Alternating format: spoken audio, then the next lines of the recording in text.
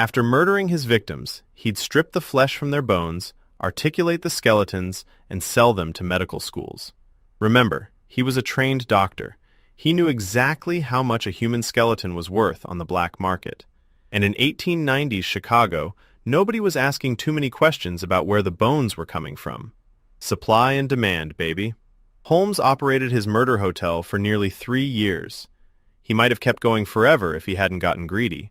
See, the police didn't catch him for murder. They caught him for insurance fraud. He'd been running scams all over the country, and when investigators finally tracked him down in 1894, they decided to take a look at his hotel. What they found would haunt them for the rest of their lives.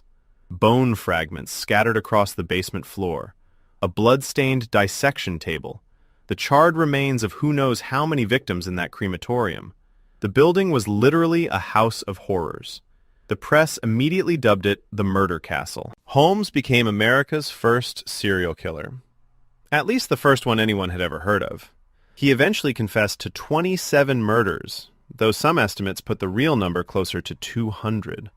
We'll never know for sure because, well, he burned most of the evidence. Holmes was hanged in Philadelphia on May 7, 1896. According to witnesses, his neck didn't snap cleanly. He dangled at the end of that rope for nearly 15 minutes, twitching before he finally died.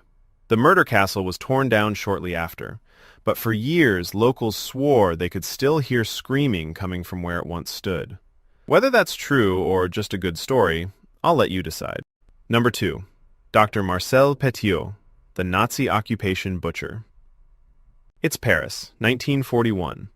The Nazis have taken over, and life for anyone Jewish or involved in the resistance has become a living nightmare. The Gestapo are everywhere. People are being rounded up and shipped off to camps. Families are desperate, absolutely desperate, to escape. And they'll pay anything to anyone who can get them out. Enter Dr. Marcel Petiot, a respected physician with a nice practice in a fancy part of town. Petiot seems like a good guy. Patients love him. But Petiot has a secret. He runs an underground escape network. For a price, he can smuggle you out of occupied France and all the way to Argentina. New identity, new life, no more Nazis. It sounds too good to be true, because it absolutely is. Petiot's escape network had exactly one destination, his townhouse at 21 Rue Le Sueur. He'd meet with desperate families, Jews fleeing persecution, resistance fighters with prices on their heads. He'd tell them to bring everything, all their cash, all their jewelry, all their gold.